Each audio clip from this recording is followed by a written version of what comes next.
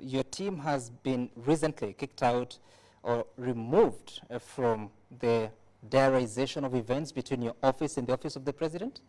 Yes, that is true. And my reading of it, there's some mischief. First, let me tell you something. I am a very obedient public officer. I was a man in uniform, and I have tremendous respect for the president and his office.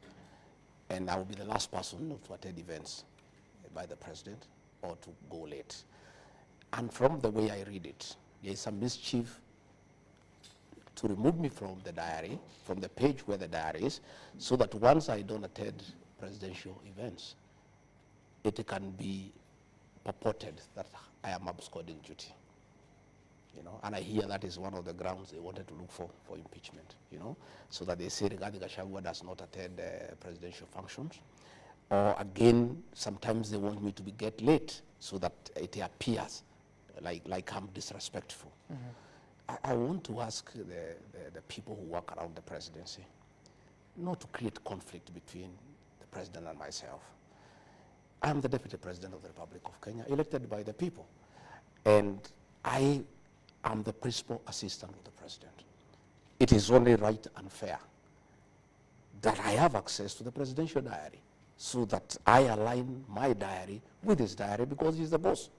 But if I'm in the dark and I don't know what is happening, I am not an angel to know exactly where the president will be at what time, then it's not right. So if Kenyans don't see me in a presidential function, I want to tell them today it's because I am not aware of the function. And the function they see me in is the one I have been invited. But previously, I had access to the diary, and without even talking to the president or even to the controller, I would align my diary with his, because his takes precedence over mine because he's the boss. You know? Now, it becomes very difficult for me even now to work on my diary because I don't know what the president has. So it has really even made my work very complicated because I am just there, not knowing what the president has. So I am not able to arrange my events, you know, going forward. But what I'll do, I'll talk to the president at the right time, and I'll see what is the problem. Okay. I don't think the president, in my view, will be petty to ask anybody to remove from the diary. I think it's just some handlers around the presidency who want just to create mischief, to portray me as somebody who is disrespectful, and to portray me as somebody who is absconding duty. I am an alcoholic, and everybody knows, including the president. I'm available for duty. I'm available to assist the president 24/7. Right. But work needs to be made, you know, straight so that we are able to work properly, so that I align my diary with his, and I'm able to assist him as it is supposed to be. All right. Who is the custodian of that diary? There is a page with everybody there. There's a head of public service. There's the president himself. There is a controller of state house. There's a deputy chief of staff. There was me. There was my chief of staff. There was my private secretary. There are security people. The people really who handle the president and myself were in that page. And you know, we even share. What do you mean with the page?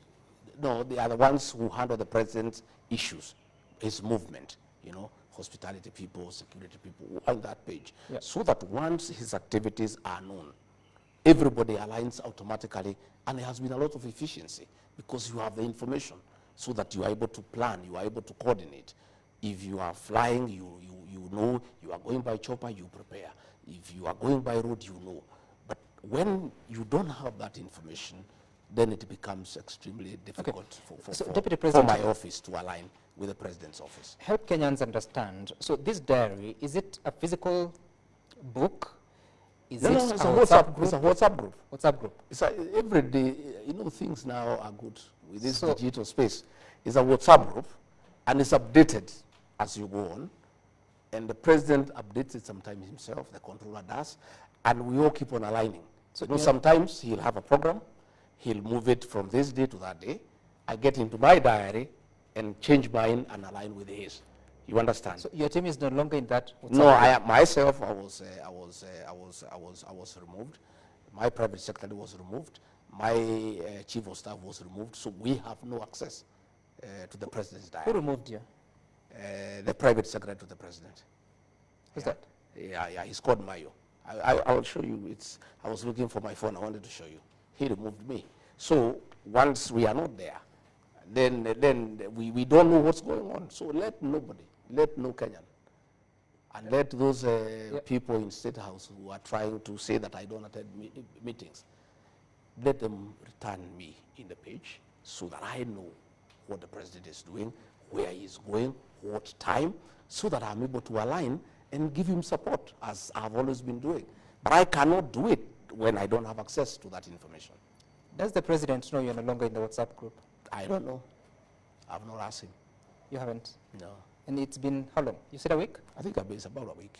About a week. About a week. And you haven't spoken to him about it? No, I've not spoken to him about it. To be truthful, initially I thought it's a little bit petty. Okay. But now that the matter has been raised, and I have seen Kenyans have been asking, yep. and I have seen some mischievous bloggers in State House trying to insinuate that I'm absconding duty, I have decided to give this information to the people of Kenya in the spirit of the truthful man, a man who speaks the truth, so that the people of Kenya know exactly why I'm not in those functions. I think I owe Kenyans the truth. Because again, as I told you, Sam, I'm employed by the people of Kenya. They need to know why is the deputy president whom they elected not alongside the president in the functions. I think we owe that information to the people of Kenya. And do you know why you would be removed? I don't know. But I have told you, they are mischievous people around the president. Why are they mischievous against you, Deputy President? Well, I don't know. How do you explain mischief? People have many motives. People have many motives. They are mischievous people trying to create a wedge between me and the president. And it's been going on for a while. And I take it in stride myself, because I'm also an elder, and I'm also an officer, you know, who is well trained. I was trained in paramilitary. I have tremendous capacity for perseverance and endurance. I'm able to take a lot of flack, just quiet, and taking it in good tiding, because I am quite mature in my leadership, in my approach to life. And many, many petty things, I have ignored them, because I sometimes I don't want to become petty. So there are many characters around there. You know, you remember, Sam, when the king was here in State House, the king, King Charles the third. Yep. I think the president had sent me, I think, to Berlin or to Brussels. I'm not sure. I can't remember exactly to which country. And so when the king was in State House, I was missing. Okay? A blogger who works for the president created a Photoshop. And I know you can remember. Just for mischief and to demean me. Created a Photoshop that, you know, the king is here working with the president. Then there was a window there. And Rigathi Gachagua had been locked in that window. And he actually circulated on his blog until Kenyans complained, and he brought it down, just to demean the deputy president. And these are people who work for the president. And you wonder why. Why? How come you work for the president? You want to demean his deputy. And I told them, I raised it with them, the head of communication. I said, you think you are demeaning the deputy president? You are not. You are demeaning the president. If there is a perception that the president has locked his deputy in a room somewhere so that the king does not see him, who looks bad in this situation? It's the president who looks bad. So there are many people around the president who are very petty, who are full of mischief, and who are hell-bent on creating conflict within the presidency. I would like to ask the people who work for the president to be honorable and decent people. Let the deputy president have access to the president's diary, unless the president himself has expressly given instructions that he doesn't want his deputy to have access to his diary. If that is the case, I'll accept it. Is it a possibility? I don't think it's a possibility. I don't think President William Ruto would go that down. But if then I am not reinstated, now that I have brought it in the public and the president will know about it. Yes. If I'm not reinstated, then it follows. It is clear. And then the instructions that says a lot about your relationship with the president. You just said that because you've raised it in the public, now the president will know about it. What happened to the two of you? I don't know. You were very happy on the day of inauguration. In the weeks before the election, you were very happy moving around the country. Know. Looking at it, I am not a mystical person.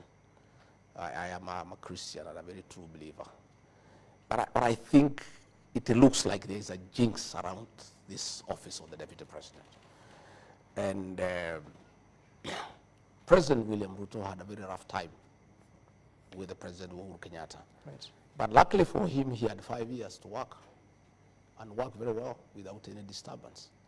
President William Ruto gave a promise, a commitment to the people of Kenya. When he was complaining the way he was persecuted, he was mistreated, he was demeaned, he was harassed, he gave a commitment to the people of Kenya that under his watch, if they elect him as president, his deputy will never be demeaned, his deputy will never be harassed, his deputy will never be persecuted, his deputy will never be disrespected, and his deputy will be facilitated to work and work well. For the first year, that happened, and I'm grateful to him because he did not allow anybody to disrespect me. He did not allow anybody to interfere with my work. But the second year, I must tell you, that is happening. You know, cabinet ministers have been abusing the deputy president. Just the way it was happening during the time of Uhuru Kenyatta. You remember Tobiko called President William Ruto a clerk. Matiang'i wrote him a message that called him an idiot. And people disrespected him. People were intimidated. People were harassed. And President William Ruto made a commitment to the people of Kenya that if he is elected president, it will never happen that his deputy will be disrespected. Today, the deputy president is abused by people hugging on his car, and the president is quiet. Cabinet ministers have been abusing the deputy president. The president is quiet. The president has given many promises to the people of Kenya. Some of them he has not been able to fulfill them because of the difficult economic situations that we are in, and it's understandable. But there's one promise he gave to the people of Kenya that requires no finance. It requires nothing. It requires him to be a gentleman and keep that promise. The promise he gave the people of Kenya, that under his presidency, his deputy will not be abused, his deputy will not be disrespected, his deputy will not be intimidated, his deputy will not be persecuted, his deputy will not be harassed. That, I think, the president, my boss, owes that to the people of Kenya to honor that promise so that Kenyans can trust him and he can win the trust of the people of Kenya, because this is something within his purview. He requires no funding, he requires no financing, he requires no urging. It's a commitment he gave. And he also gave it to me, Right. with my wife and my children. When he asked me to be his running mate, I sat with him and my wife and my children, and we asked him, we have seen what you have gone through. If our father becomes your deputy, will he be taken through what you are taken through? And he gave us as a family a very firm commitment that that will never happen. I'm asking President William Ruto, my boss, please keep your promise to the people of Kenya. Stop those people who are abusing your deputy. Stop those ministers who are demeaning your deputy. Don't allow the criminal justice system to harass and intimidate your deputy the way you are intimidated. If you cannot keep the other promises to the people of Kenya, at least this one is a very simple promise. Be a good man. Be a good Christian. Keep that promise, President William Ruto, because that is a commitment you gave to the people of Kenya, and you gave me that promise in front of my wife and children that you will never allow anybody to demean me, to disrespect me, to harass me, to persecute me, to intimidate me, to coerce me. That is a commitment that you gave. I ask you, Mr. President, keep that commitment. Are you frustrated? I'm not. I am, let me tell you, son, you don't know me. Many people don't understand Rigathi Gachagua. Rigathi Gachagua is a seasoned leader who has seen many ups and downs. I underwent hell in the last administration to support President William Ruto. Cases were fabricated against me for studying with President William Ruto.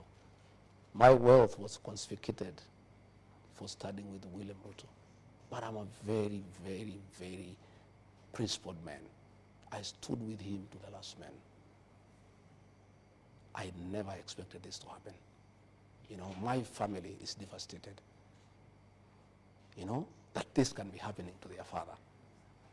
A man who went out of his way to start with President William Ruto and make sure he is elected president and took the flag for it.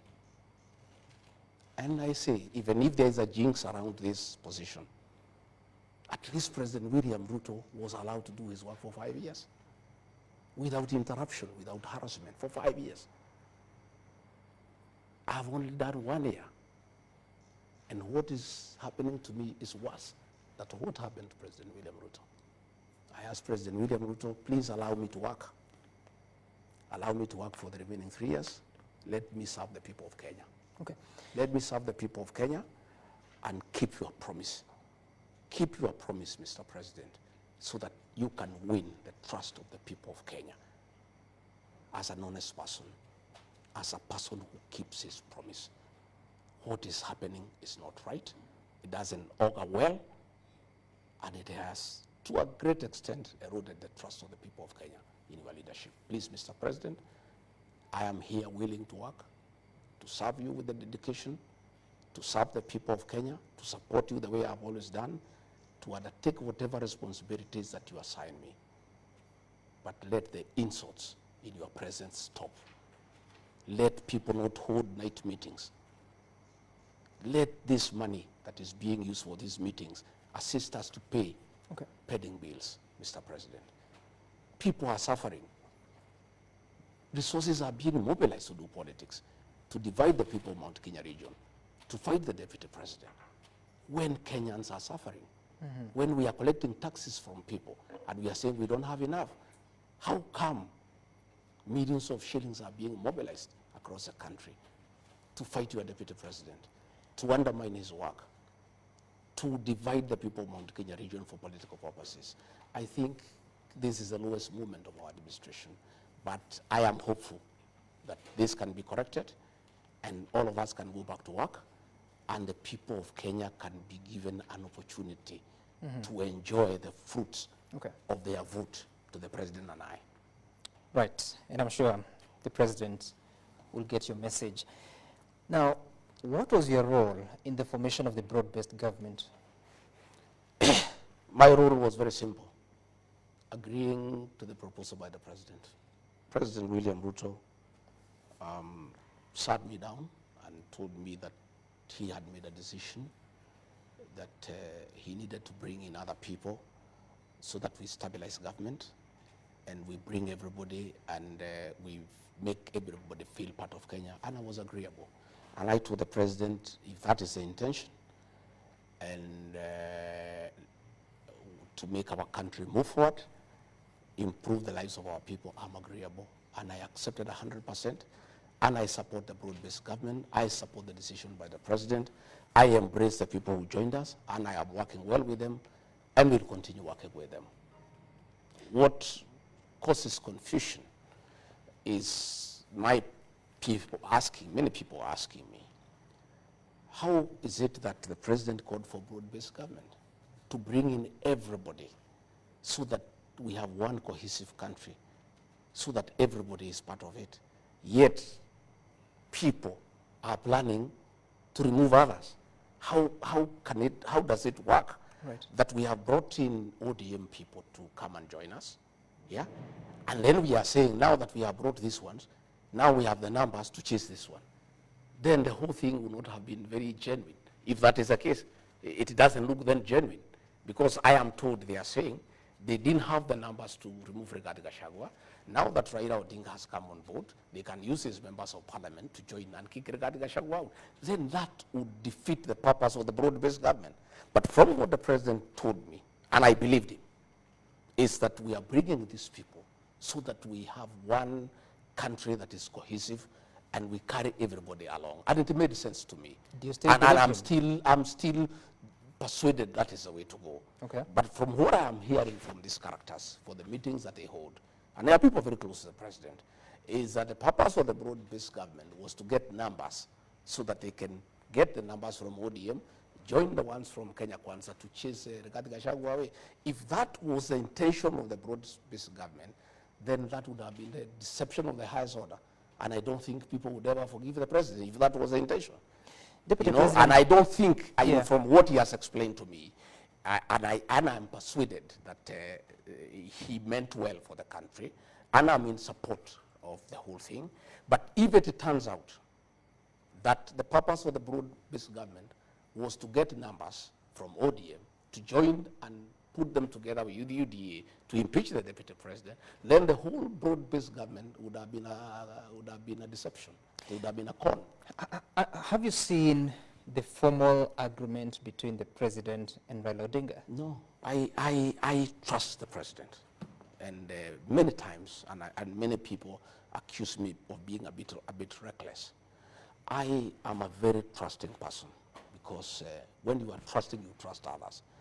The president gave me his word, and I was happy. And if there was any written agreement, I'm not aware of it. I took his word that we need to bring these people so that we work together to make our country move forward. By the way, Sam, so trusting is Rigathi Gachagua and his people from the Mount Kenya region that in the whole of this matrix, we are the only people without a written agreement with President William Ruto. We just agreed as gentlemen. I can tell you, when Musalia Mudavadi came to join President William Ruto, they have an MOU. With Moses Wetangula, they have an MOU. Jefferson Kingi, they have an MOU. Alfred Mutua, they have an MOU. Everybody wrote an MOU with President William Ruto. I and the people of the mountain, because we are very trusting people, we trusted President William Ruto, and we agreed to move in one party. We did not even form our own party to bargain with or to negotiate with him. We accepted him because we believed and trusted him. And we moved together on trust. And what we agreed is what we are proceeding on. So I have never asked the president for any written document or anything. I always take his word for it, because I'm trusting, so I also trust. Do you regret that decision? I don't regret the decision, but I have heard many of our supporters saying that it was an indiscretion on my part. I have not yet interrogated whether it was an indiscretion on my part or not. But many of our people, many of our supporters from the Mount Kenya region think that there was an indiscretion on my part. But I want to say I think I did the right thing, because trust is very important. And we gave President William our trust. We expect him to reciprocate that trust. Okay.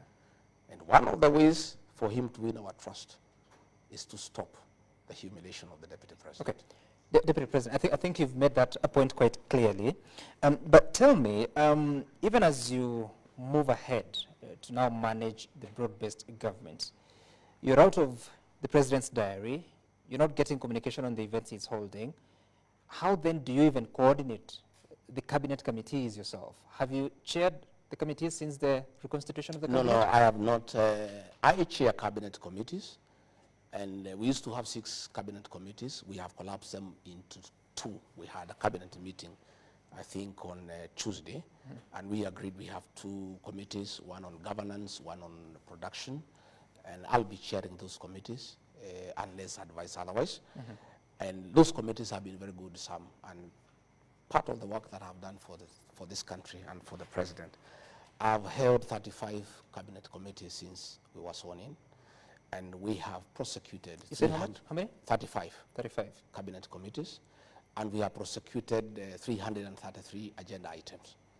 And what those cabinet committees do, they are very, very thorough and very, very interactive and very, very exhaustive, because we even invite PSs, we invite CEOs, we invite technical people, and we do interrogate business of cabinet in a very comprehensive manner, so that by the time we go to the cabinet that is chaired by the president, more or less most of the issues have been agreed on, and the president gives his thinking and he gives his direction, and sometimes he agrees, sometimes he doesn't agree with us, and give it to him.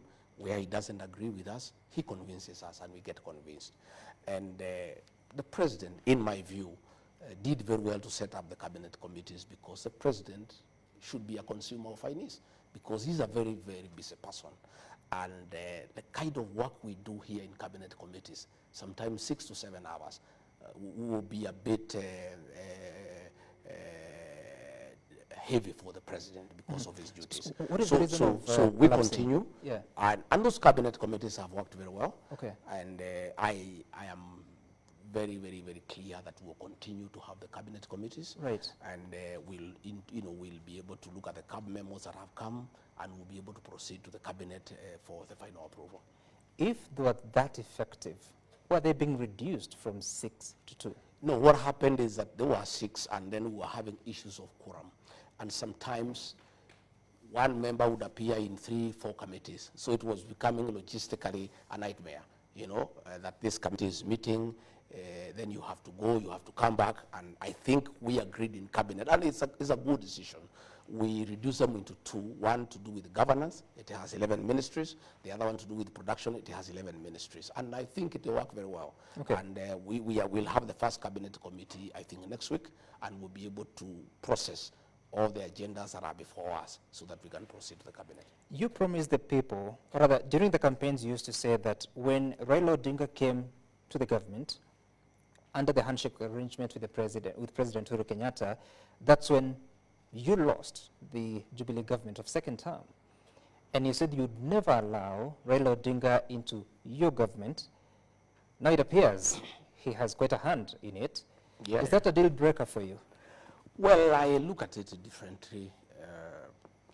Only a fool doesn't change his mind.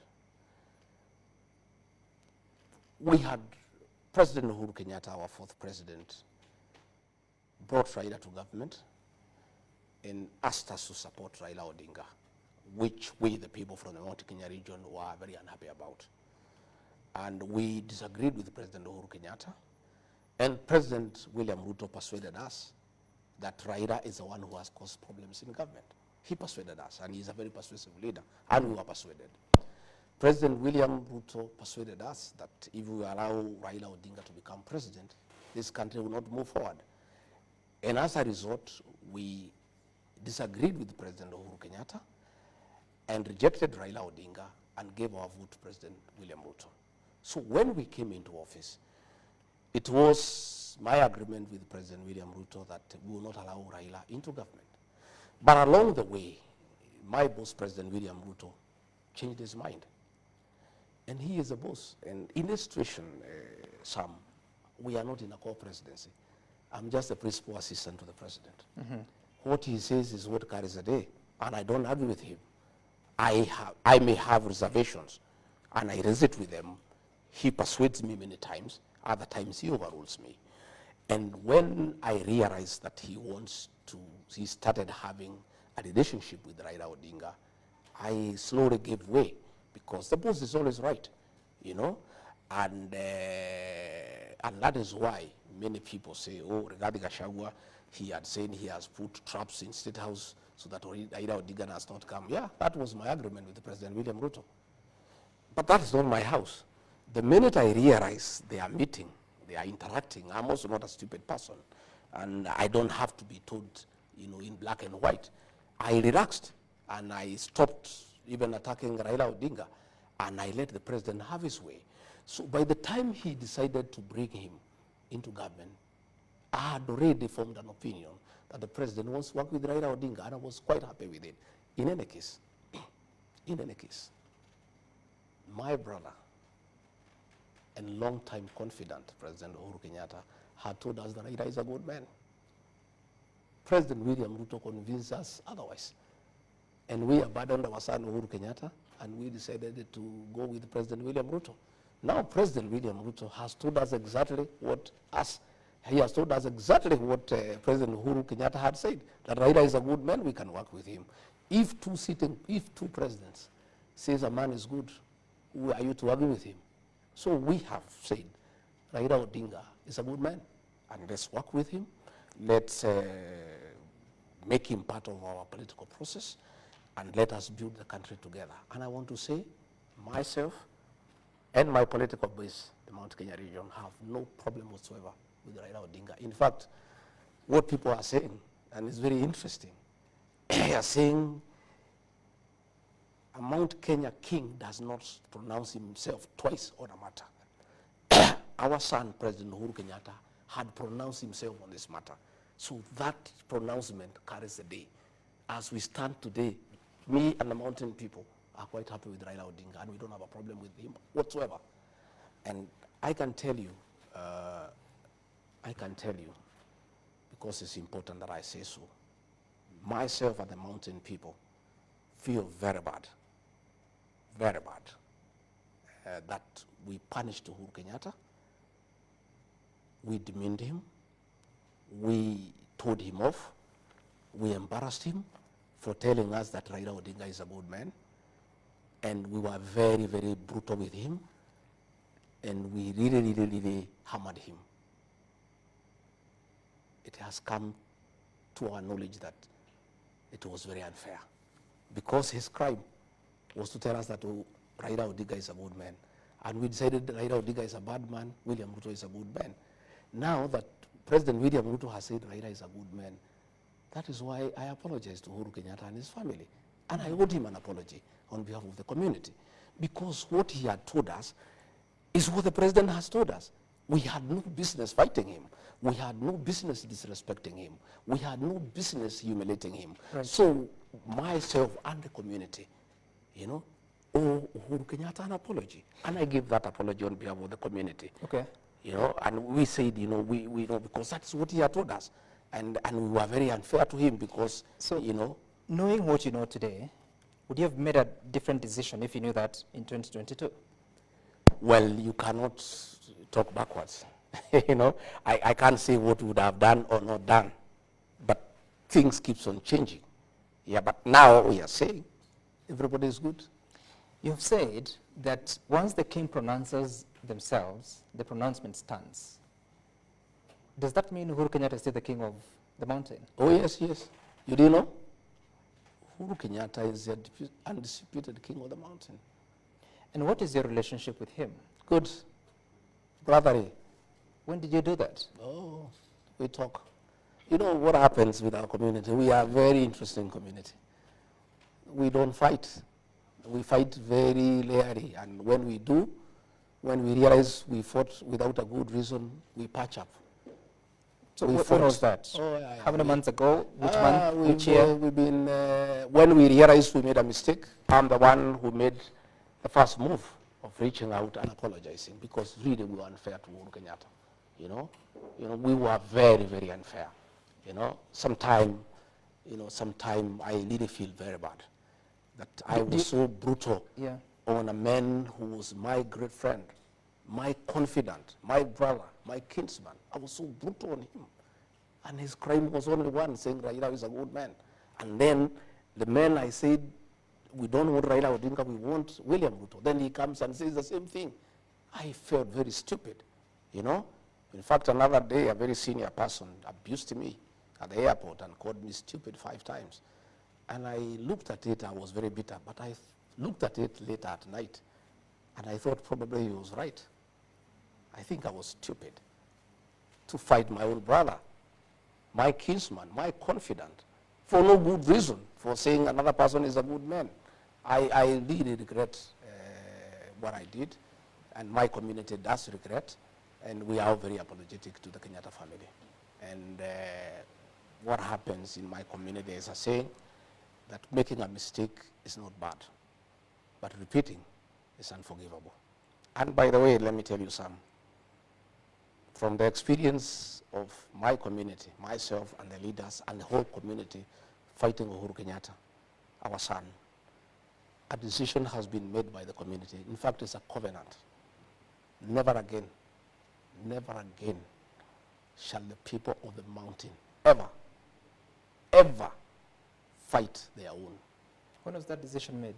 The people, the Meru, the Embu, they just talk slowly. That has been agreed on. And that's why you find when a few leaders are being told to fight Rigathi Gachagua, they are finding it very difficult, because a decision has already been made. When? That, like almost a year ago. By who? By the community. In what forum? Don't worry. There are millions. You don't know our people. There are millions of people. Our people don't talk in meetings. They have a way of communicating. That is how they drove the British out of this land, by communicating silently. There is a covenant among the Mount Kenya people that they will never again, ever be confused by anybody. be used by anybody to fight their own leader. They will never do it.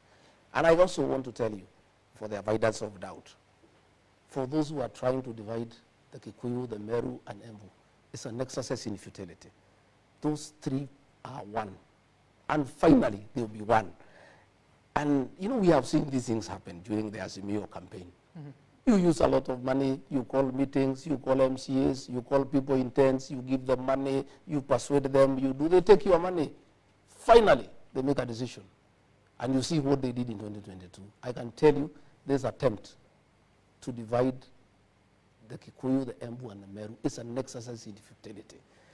You can spend billions, you can spend money, you can have meetings, night meetings in hotels, in where, in what forums. Okay. But finally, the people of the mountain are one, and they will never be divided, and they will not agree. They have made mistakes before, they will not repeat them. Deputy President, on the 26th of June, 2024, you were in Mombasa, addressing a press conference shortly after the president had spoken, and you were questioning when the rain started beating the government of Kenya Kwanza, the administration of Kenya Kwanza. And you went out to attack Nuruddin Haji, the Director General of the National Intelligence Service, accusing him that he should take responsibility of the Gen Z protest that led to what we saw at Parliament on June 25th. What was your role in those protests? None. My statement in Mombasa is on record. I don't want to delve into it. I pronounced myself. I said what I thought of the situation. And that remains my truth. And anybody can challenge me otherwise. I don't want to delve into that statement because it was a public statement for consumption. Do you stand with it? I said what I said. Do you stand with it? Have I ever issued another statement countering that one? You believe the National Intelligence Service is responsible for the protests? I've said some, please allow me. I don't want to go into the merits and the demerits of that statement. The statement was crystal clear. It was in broad daylight. It is still there. You can interrogate it. Why would you come out and make such a statement about an officer who sits in the National Security Council, yet you have access to him or even the president? I have said I made that statement. I don't want to go into it. Please allow me not to go into it. That statement I made in broad daylight. You covered it live. It is still there. You can go and read it and listen to it once more. But in the spirit of accountability, because it was your statement, and I believe you made it after thorough consideration, and you raised issues to the person of the Director General. You said he should resign. You still believe so? I have said I talked to that day. Sam, allow me to leave it there. I don't want to go into that matter. Do you think that your tribulations have something to do with how you conducted yourself during that period? I don't think so. They did not start then. I told you we just worked well for 1 year, and then all these games and schemes started. They had nothing to do with it. That was my own reading of the situation then, and I talked to the people of Kenya as an elected leader. When is the last time you attended a meeting of the National Security Council? Well, National Security Council meetings are top secret. I don't want us to I don't want the details. I don't want us to go into the details. When is the last time you attended a meeting? I think earlier this month, I think so. Earlier this month. Was the NIS Director General in attendance? Of course it was. Have you patched up your differences? No, I don't want to go into the details of the National Security Council. That's a top security organ for this country. It is not about the National Security Council. I'm asking if you have patched up your relationship with him. Did I say we have personal differences? I was giving an opinion. An opinion? Yeah, on that day. But you said as a matter of fact. Yeah, that's what I'm saying. I won't record what I said. I made a public statement as an elected leader of what I thought of the situation. What responsibility should the administration of Kenya Kwanza take in regard to the lives that have been lost in those protests? Some I have said that matter, I addressed it comprehensively. Let it rest there. I'm actually not talking about the statement. I'm talking about the killing of 60 people, at least 60, as reported by the Kenya National Human Rights Commission, KNCHR, which the government is yet to admit about the total number. The last, I think we have from the president, about 40. By the way, how many people died in those protests? You asked that question to the president. He's the chairman of the National Security Council. I don't want to talk about security matters and operational issues because I am not competent enough to address operational issues in the National Police Service. You're the deputy president. I am, but I don't comment on operational issues. I'm a very disciplined deputy president. I know my space. You don't have information about how many people died? I am not going to comment on operational issues to do with the national. That's not an operational issue. It's a fact. It's a statement of fact. It's an operational issue. The cabinet, in different dispatches, indicated that compensation was going to be given or granted to families that lost their loved ones. What is the progress about that? You would have to check with the minister who is responsible for the implementation of the cabinet decision. You see, once we have met in cabinet, every line minister takes the responsibility of implementing the cabinet decision. So I don't have the facts because I have not asked for that answer as to how far we have gone with the implementation. I would advise that you seek out the minister. How important is that matter to you? Very important. But you have no information. Yes, because I have not asked about it. Why? I have many things that I need to ask about every day. And when the time comes, we'll get a report. In any case, you are aware we have not had cabinet for a long time. The first cabinet committee, the inaugural committee, met this week. We have not had cabinet meetings for almost 2 months. I think so. So the last one was, I think, July, early July. I think so. Then cabinet was dismissed on July 11th. I think so. For almost 2 months, we have not had cabinet meetings. So what should we do? What should the country do? Because they're waiting for answers. There was a promise by the president. You follow up with the minister responsible for that particular docket. Because you see, once cabinet has met and made resolutions of cabinet, it is in cabinet upon the respective cabinet secretary to follow up and implement what the cabinet has decided. What are your thoughts? Because the Gen Z-led protests were because of the Finance Act of Finance Bill 2024. Why didn't your administration listen to the people, and what responsibility would you take? You had my statement. The answer is there. We're here. We're speaking but to I'm the saying, president. Sam Gituko, I gave a very comprehensive statement in Mombasa. And he doesn't about have to what I repeat it. felt. I still feel the same way. That? Yeah. That we must listen to the people. That was my position. So why didn't the government listen to the people? Sam, I've pronounced myself on that matter. Please give me an answer, Deputy President. Why didn't the government listen to the people? But we listened to the people. We shared the finance bill. But already too much damage had already occasioned, and that was the gist of my statement. So why did it have to take that? That is the question I was asking. Do we have to wait for things to get to this magnitude for us to act? That's what I was asking then. Before that time, did you try to propose the voice of reason to those that... I always do. And quite a number of people are uncomfortable with me for always speaking the truth and saying that we need to listen to the people. And what happened if you raised those issues? Well, I cannot give you details of what happens in cabinet. Cabinet meetings are top secret, and I am bound by... I'm not talking about cabinet meetings. No, those forums, my opinions, are given in cabinet. I cannot divulge to you what my opinions were, because I will be in breach of the oath of secrecy. You know, you told me that you're accountable to the people of Kenya, and if anyone has a problem with you, they should actually consult the people of Kenya if they're disappointed with you. But you're here, I'm asking you a question about your role in making sure that what happened on June 25th didn't happen, but you won't explain. But I have explained to you, I was very clear, I pronounced myself on the matter, that we need to listen to the people more. What more do you want me to tell you? That is my stand. I'm asking what happened that, who was not listening? That's what I'm asking. I have told you, Sam, I have said we need to listen to people all the time. And if you made that counsel to whoever, who is that didn't listen to you? Well, I don't want to apportion blame. I made my pronouncement that it is good as people's employees who we are, we must continuously listen to the employer, the people of Kenya. For the first time, people died at the entrance of Parliament. When that happened, you were the Deputy President of the Republic of Kenya.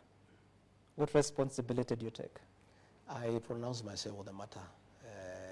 Please give me an answer. No, what answer do you want me to give you? I said what I thought about the matter. The answer is in my statement. And you're here. That was June No, but I'm 26th. saying the statement It is there. okay to repeat it. No. Why do you want me to repeat it? Because I'm you asking the have question. It in you have it in your archives. My answer to what happened is in my statement. Why don't you want to talk about this? But I said where the blame lies. The statement is there. Why do you want me to go into it? I said. I have not recanted that statement. I still stand by it. So go and look at the statement.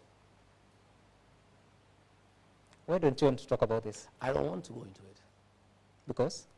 Because I don't think it is necessary. Because my statement was very explicit. Over 60 families are still waiting. But my statement was very explicit. For answers. I made myself No very action clear. has been taken against any police officer. Are you bothered by that? You know whom you need to ask that question. I'm asking Who the is supposed to take the action? Sorry? Who is supposed to take the action? You tell me. You know. Who? What are you saying? What do you want me to tell you? You know I'm the deputy president. Exactly. You know who is supposed to take action against police officers. Go and ask them that question. Who? You know. I wish you could tell me the answer. No, I'm not. Why do you want me to help you to do your research? I don't want you to help me. Just respond. Kenyans, it's not about I you am here. not going to Kenyans tell are watching. Kenya, you know, you tell the Kenyans, you know. Go and look for that person and ask that question. That is not my question. I am not in charge of that docket. So I cannot answer a question that doesn't belong to me. So you say we should go to the Interior Ministry? I don't know. If you think that's where you need to go, proceed. Now, Deputy President, there are those that accuse you that you have been given duties in the Constitution and the Executive Order number 2 of 2023, but you have not been very successful in delivering. Talking about illicit brew, questions of coffee, tea, and milk. You Yeah. made promises. Some. I was given many duties. One of them is to chair cabinet committees. I've chaired 35 cabinet committees and successfully prosecuted 333 agenda items to the cabinet. If anybody wants to call that underperformance, then my English fails me. Number two, I'm in charge of intergovernmental relations. Since I became the deputy president, I've created the most conducive environment ever between the two levels of government. Before we came to office, the county governments and the national government were at war. And through good leadership, through bringing people together, I was able to put our county commissioners together with our governors and tell them that we serve the same people. I have successfully held IBEC meetings. We have discussed the division of revenue bill, and the devolution agenda is ongoing. That is Rigathi Gachagua who has done that. Rigathi Gachagua is in charge of international development partnerships. I have chaired the Development Partners Forum. I've held meetings with our development partners. I have made all the necessary interventions between the National Treasury, the Attorney General's Office, the Ministry of Foreign Affairs, to unlock billions of dollars that were held because of bureaucracy, because there was no liaison between the development partners and the national government. I am in charge of constitutional commissions and independent offices. I have held meetings with constitutional commissions and independent offices, the Chief Justice, the Attorney General, the Inspector General of Police. For the record, there was a very big dispute between the Inspector General of Police and the National Police Service. Through my office, I mediated and solved the problems. They used to exchange insults in the press. You have not seen that anymore. That is work that I did. I have successfully mediated differences between the Ministry of Education and the Teacher Service Commission. And you can see they are working in harmony. Again, Sam, Right. I'm in charge of the development program by World Bank of about $3 billion for Northern and Northeastern Kenya. I have successfully held meetings and organized for fast tracking of programs in Northern and Northeastern Kenya for those counties funded by the World Bank. Again, that is work in my office. In matters coffee, the president assigned me to lead coffee reforms. He did not tell me to take over the Ministry of Agriculture or to take over the Ministry of Cooperative Development. He asked me to initiate and drive coffee reforms. I held a very successful coffee conference in Meru and brought all the partners, all the stakeholders together. And out of that conference, we have worked with those stakeholders and come up with the Coffee Bill 2023 that is now before the National Assembly. In that bill, we have recommended the re-establishment of the Coffee Board of Kenya to market coffee for farmers so that they can get away from private entrepreneurs. We have recommended the revival of the Coffee Research Foundation so that we can work on variety and disease-resistant varieties. And we have come up with a direct sales settlement where farmers sell their coffee directly and receive their proceeds directly. Under my watch, we have reopened the Nairobi Coffee Exchange, and auctions are taking place every week. Once the Coffee Bill 2023 is approved by Parliament, accepted by the President, all the reforms that we have been working on will be complete, and farmers will get their money. And I also want to say, through our intervention, a lot of coffee societies are getting over 100 shillings in terms of pricing. Where we have challenges. That's per kilo? Yeah, per kilo. And our ideal price is about 150, and we'll get there. There is a factory, I think, in Gariama in Kirinyaga with about 122 shillings. And I want to assure you that once we have another bill before Parliament, the Cooperative Bill of 2023, to deal with the governance and integrity issues around cooperative societies. Once that bill has been approved and assented by the President, it will strengthen leadership in cooperative societies. Where you see a lot of demonstrations, it has nothing to do with the pricing. It has a lot to do with the mismanagement of coffee farmers' earnings by wrong officials. The Cooperative Bill of 2023 will address that. And that is why people must know. I've seen some politicians trying to attack me about coffee. Where they come from, they don't even have coffee. They don't understand coffee. I was educated with the coffee proceeds myself. And I know once this bill becomes law, and I'll assist in the implementation of that law, farmers will be very happy. But I want to tell people, the fact that I was overseeing coffee reforms did not make me the CS for agriculture, for cooperative development. The day-to-day running of the coffee subsector in terms of production, in terms of yield, in terms of quality, belongs to the Ministry of Agriculture. The day-to-day running of marketing coffee, overseeing the cooperative societies, that docket is in the State Department of Cooperatives. Okay. What I'm doing is overseeing reforms, not as tea. Sam. Yeah. I held the tea conference in Kericho. Again, we brought all the stakeholders. And I want to tell you, there were a big problem because of the Tea Act that was brought by Senator Cheriot that could not be implemented because various stakeholders had gone to court. Through my intervention, I have successfully negotiated all those cases to be dropped. Now the Tea Act will be implemented to the letter, and coffee farmers will get a return on investment. Right. We have had challenges in Mombasa about tea that has not been sold. I found some leaders here going to incite people in the Mount Kenya region that tea has not been sold in Mombasa because Rigathi Gachagua has failed. For the avoidance of doubt, all the tea from the Mount Kenya region, that is called the Eastern region, has been sold because of very high quality. Where we have had a challenge is tea from the Western region, Kericho, Bomet, Nandi. Because what happened is that they put a reserve price. The reserve price was too high against the quality. And therefore, the stocks were not moving. I went there and we have removed the reserve price, brought it a little bit down so that the stocks can move. And I want to tell you, I was just looking at the figures. Here. Out of the reforms that we have done in the tea sector, you know, the coffee, the tea bonus for this year, you know, if you look at a factory called Kaba, last year the bonus was 41 shillings. Today it is 50 this year. In Kagwe, in the Lari, it was 44. Now it is 44.25. In Theta it was 42, it is 50.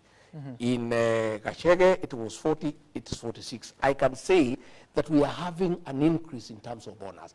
Where we have challenges and you have seen many demonstrations, again those demonstrations are part of the reforms that we have made of educating the farmer. Right. It is where the tea directors have increased the cost of production. They are having too many travels, they are having too many allowances, so the cost of production is eating on the profit of the tea farmer. Again, because of these reforms that we have done in the tea sector, farmers are aware of what is happening. In matters alcoholic drinks, in terms of illicit alcohol and drugs, if there's one program the government of President William Ruto can boast about, is that program that the president asked me to spearhead. Our young people are dying because of illicit brews. And I held many meetings. I held a meeting in Nyeri, I held one in Nakuru, I held one in Chuka, I held one in Mombasa. I have held countless meetings here with KRA, with KEBS, with the Counterfeit Authority, with KRA, and we came up with very comprehensive programs on how to deal with illicit alcohol. And I can tell you, and you can go and ask for yourself, out of those interventions, we have, to a great extent, eradicated the consumption of illicit brews. And it has been very successful. Unfortunately, there has been some lull of late in terms of enforcement. Why? I want to ask our officers in the field to keep their eyes on the ball and make sure this program is successful. We closed all factories that were manufacturing these illicit brews. Okay. There was an attempt to reopen them, and I raised the matter with the president. I want to thank him because he intervened. And those factories were not reopened, the ones that were producing illicit brews. But I want to say that is a program that has been very, very, very successful. Some, in terms of duties that have been given to me by the president. On coming to office, he asked me to chair the emergency drought response team. And I successfully mobilized resources across the country during the worst drought in 40 years of this country's history. And I made sure not a single person died. I was all over the country. I was in Garissa, I was in Wajir, I was in Tana River, I was in Kajiado. I mobilized food.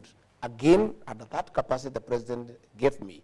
During the El Nino rains, again I was able to mobilize resources, our development partners, our county governments, our national government, and to make sure that no Kenyan died. Okay. And to make sure that people got support the way they are required. Right. So anybody, I would like somebody to ask me, out of the work that have been given by the president, the 8 or 9 functions or so, which one have I failed? President has asked me to represent him in international engagements. Okay. I get that. Deputy President, so you also said, and we're getting to the tail end of this interview, you also assigned the role of Nairobi Rivers Commission. Yes. Just recently, we saw, should I say, a relaunch of a program to clean up the river. Were you there? No, I was not there. Why? It's under your The functions. Nairobi Rivers Commission Yeah. has been under my office. Yes. But we did not get any activities underway because we did not get the requisite budget. So there were no activities. The president took over the responsibility of Nairobi River. That was a delegated function. And the person who has delegated a function to you, when he needs to take it up and proceed with it, he does not even need to consult you because it's a delegated function. And the president went to launch that program. And it is going on well. But subsequently, I joined him at Kenya School of Government, where we met the administrative officers, the chiefs, the assistant chiefs, and the village elders, again to anchor the program. And that is where the president called me for that meeting, because I also have a way with the administrators. Why didn't you attend that event? It's important. It's one of your functions. Even if the I president... was, as I have told you, I was not aware when it was taking place. And I have told you exactly what happened. But the one that I was invited, I was there. Then it means it's been longer than 1 week that you've not I'm been... not sure exactly when, but I'm saying any function that I need to attend that I'm aware of, I'm always there. So the one at the Kenya Institute of Government, where the chiefs, the assistant chiefs, were there, and the village elders, I was there, and I spoke for a long time. Okay. And I advised them on what I think they should do.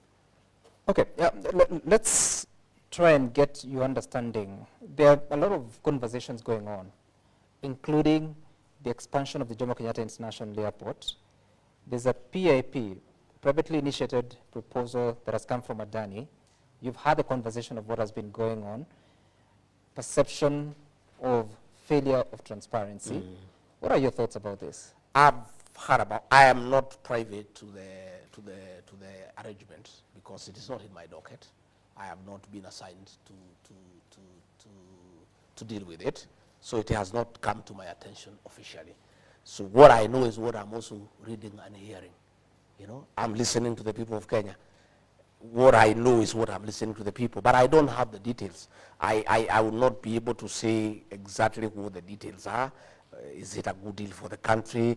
Is it a bad deal for the country? I don't have those details. I'm a very truthful person.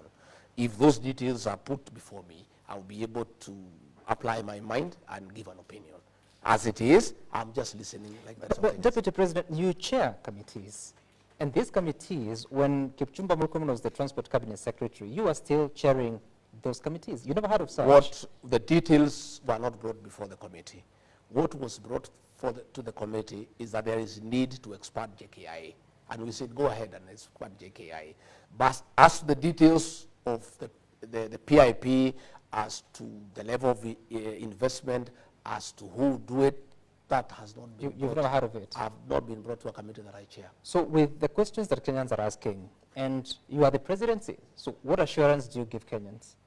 Well, what I can say is that the next time that I hold a cabinet committee, I'll ask the minister in charge of transport to give us a brief as a cabinet committee so that I'm also appraised, so that if I go to an interview like this one, I can be able to answer.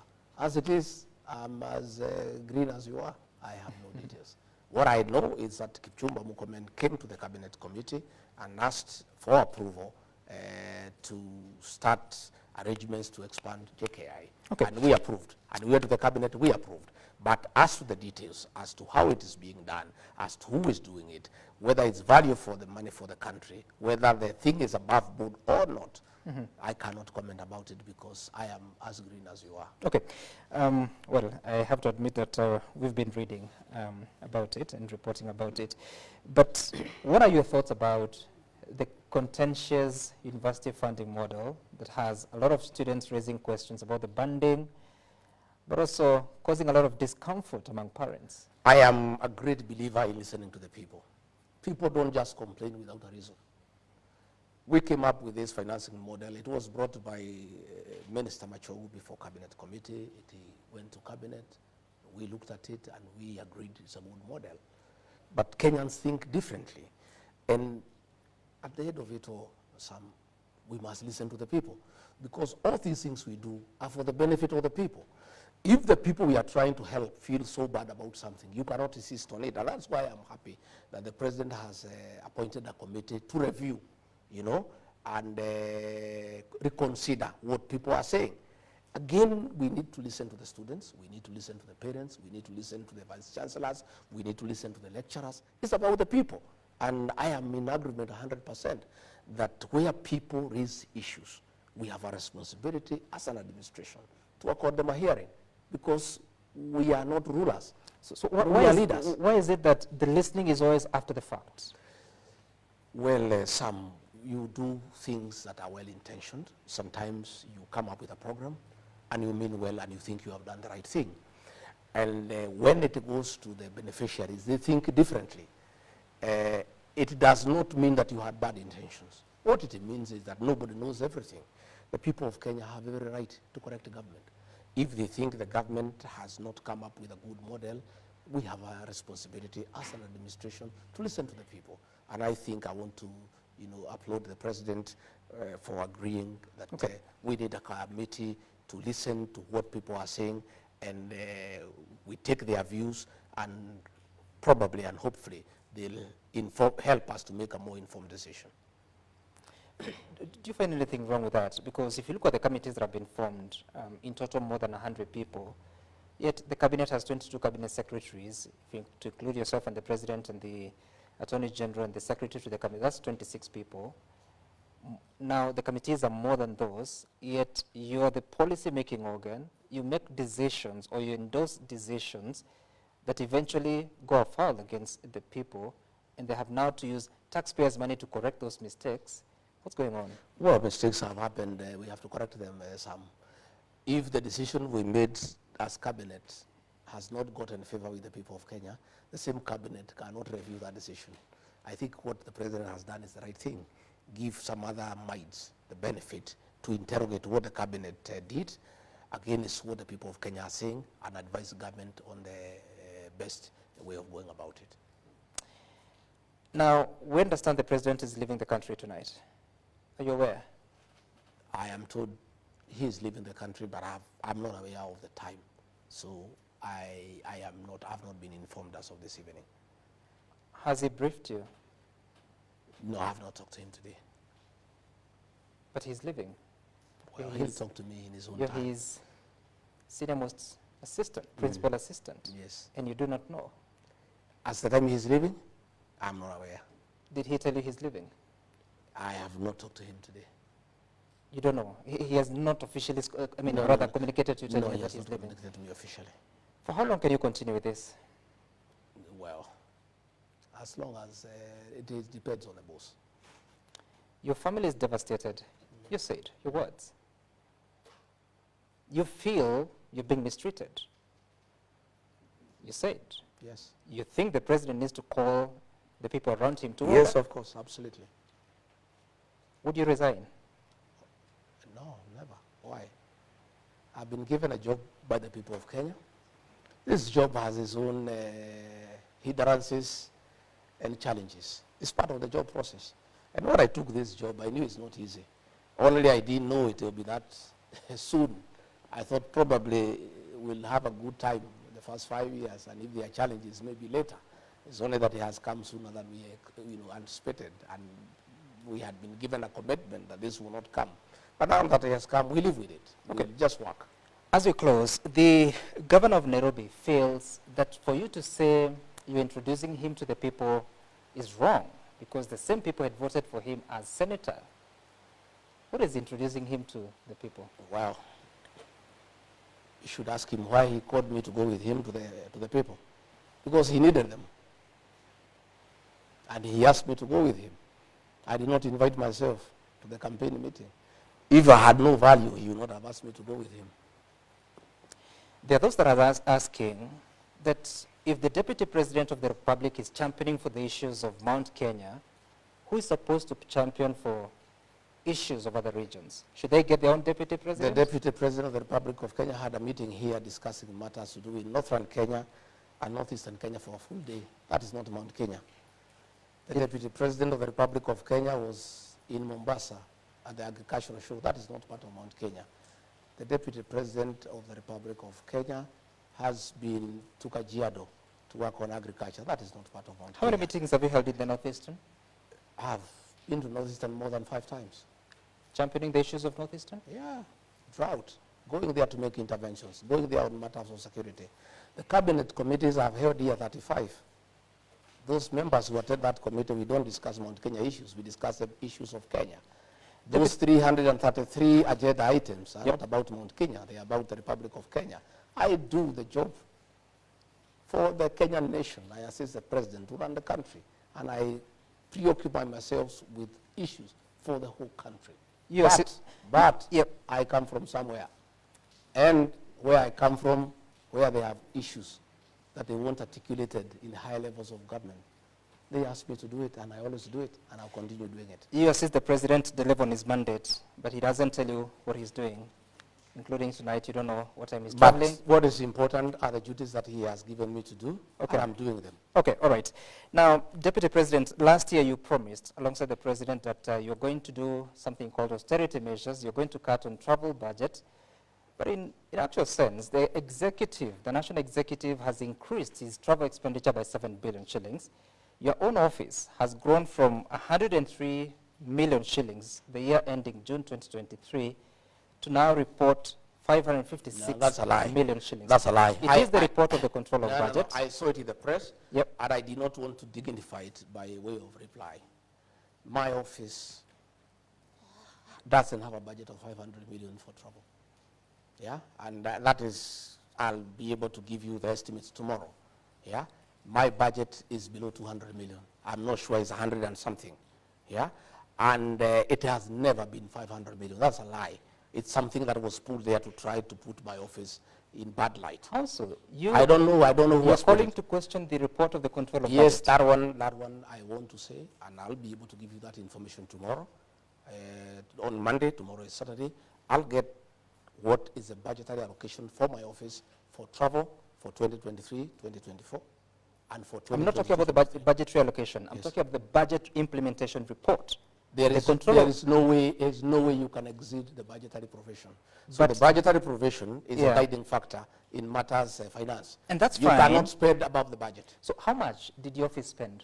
In terms of? In the year ending 2020. I am not sure. I am not sure of the details because I'm not an accountant. I'm not the accounting officer. I am the deputy president. I would But you're very clear that it's not that amount. Yeah, I'm sure. It's below 200 million. The control of budget bases her reports, or her office bases the reports on the reports from the accounting officers. I will be able to get a clarification for that one. And in fact, I saw it in the press, and I had decided to raise it. It got out of my mind. Now that you have raised it, I want to clarify to the people of Kenya on record, and some on Monday. I'll give you the actual budgetary allocation for my office for international travel. No, that's not for international travel. It's domestic and international travel. But you cannot mix the two. No, that's how it's reported. No. You cannot mix the two. So how much did your office spend on domestic travel and foreign travel? Domestic travel is heavy. How much? I don't know the figures. But what you must know is that I have 9 functions, Sam. These 9 functions, I don't just sit here in Karen. You're asking me whether I go to Northeastern. I need to fly to Northeastern. You're asking me whether I go to the rest of the country. I don't travel alone. I have a security detail. I have people who assist me. By virtue of my office, my travel is quite heavy because of the responsibility of the office and the security arrangements around it. And there is no way I can just sit here and undertake my activities. I travel around the country. And there is a budgetary provision for that because I have activities that have been lined up. You know? So all those visits are important? Oh, they are very important. I have never. The only time I traveled on holiday was in 2022. I asked the president to give me permission to go and visit my children who are in South Africa. I had not seen them for 10 years. That's the only time I've traveled on holiday. All these other duties are official. And I can, every travel that I have done is accounted for. Okay. All right. I'm asking that because now the Office of the President, State House and the Executive Office of the President is reporting about 1.74 billion shillings for both domestic and foreign travel. Our budget has been cut by half for everything. But it's increasing. The reports are showing that the travel expenditure is increasing. I'm saying for this financial year, the current financial year, 2024, 2025, our budgets across board have been cut by half. Even our development budget, we have no money to maintain this residence. All right. We had zero. All the development expenditure in the austerity measures has been removed. And finally, during those austerity measures that were announced shortly after the rejection of the Finance Bill 2024, some of the offices affected is the Office of the First Lady, Office of the Spouse of the Deputy President, and Office of the Spouse of the Prime Cabinet Secretary, as announced by the government. How has that affected the operations of your spouse? Well, my spouse, Pastor Dorcas, had a very, very important program on addiction and widows program. And I must commend her. She did a fantastic job. She has helped hundreds of children who are addicted and successfully rehabilitated them and gotten them into income-generating projects and really changed many lives. And her work was supporting my work in terms of eradication of illicit brews, and how she was dealing with those who are already patients in terms of addiction. That program, of course, has adversely been affected. She had very many camps that are now having challenges because they don't have funding. But we are appealing to many well-wishers. I am personally putting in a contribution from my salary. We have many well-wishers who are supporting her, and shortly we'll be having a major funds drive to ask the people of Kenya to support that program because she cannot send those children away. Those are children who need help. Those are children who are sick. And the fact that the government cannot fund that program anymore does not mean that those children will be left unattended. Was that decision a good one? To cut? In my view, I don't think it was the right decision, but that decision was made and we accepted it. Did you speak to the president about it? We cannot argue with it. But I can tell you the program my spouse was doing has the support of very many Kenyans. She has assisted many children who would have been destroyed, who would have died, and given them a second chance. She had had opportunities to go even for weddings for people who were previously addicted. have abandoned alcohol, and have found somebody to marry. Okay. It's such a successful program. It's unfortunate that in all these measures, the budget for office was scrapped, but we are not complaining. We are saying that we are asking well wishers and people of goodwill who think that she was doing the right thing to continue supporting that program. We'll be making an appeal to the people of Kenya to support that program so that we can help the children who have been addicted. All right, there are very many questions, including those that are coming from Kenyans, but you have to bring this to a close. And I want you to look at which camera, which is your camera, here, and just give your closing remark and what message you have for the people of Kenya, but also the president before he departs. Well, I want to say thank you very much. I wish my boss, President William Ruto, safe travel to the UN. Please represent us well, like you have always done, and let our country shine in the international fora. I want to assure the people of Kenya that despite difficult moments in this country, there is hope. Kenyans are very prayerful people, and I know that people are very patient. They endure a lot, and there's a lot of resilience. Looking ahead, I see a bright future. Difficult as things are, I think there will be a good future for this country. I want to ask the people of Kenya to pray for me so that I get strength, I get courage to soldier on despite the challenges, despite all that is going on around us. These are challenges that have been seen by other people there before, and I'm sure I will overcome them. We believe in the power of prayer. I want to assure the Church of Christ that I support their programs. We had an MOU with them. I believe in the freedom of worship. I believe that we should let the church regulate itself so that they can be able to carry on with the good work that they are doing without too much interference. Otherwise, I want to thank the people of Kenya for listening to me. I want to thank you, Sam, for coming over. And I look forward. And also be looking for me. I'm the one who look for you. I had some people asking, why doesn't Gachagua do national television? But you guys don't look for me. The people who do, really? The people who do the vernacular stations are always looking for me, and I'm always available, Sam. We have been looking for you for a No, but you are saying I'm the one look for you. Please look for me. This time around, yes. Please look for me. I am available. And many people, were doubting my capacity to express myself in the English language. You remember to the run-up of the election, many people, had very low opinion on my level of education and power of expression, until I went to the running mate debate, and then they knew that I know something. So please be looking for me. Sure. I have a few things that I know, and I can express myself. You know, someone saying that Kimani Ichung'wah smoked you out. He didn't. He didn't. He didn't. There's things that I needed to discuss. I don't respond to those politicians. I will never dignify their insults by responding to them. He's not just those politicians, he's the leader of majority. I'll never dignify their insults. I am a self-made man. I do things at my own pace. I had issues that I wanted to address. Okay. Especially I wanted to address the issues of my office, because people are trying to create an impression that I just politic. I have a lot of work that I do. I have a lot of work that I have done for this country. I'm a very patriotic Kenyan. And those who try to put for me a tribal tag, they'll be sorry. The other day I went to Nyanza. I got a hero's welcome. People thought that I'm only popular in the mountain. And I really want to thank the people of Nyanza for the love and compassion they showed me. I was amazed and I was excited. I went to Kisii. I got a very good reception. I went to Masaini in Kajiado. I got a very good reception.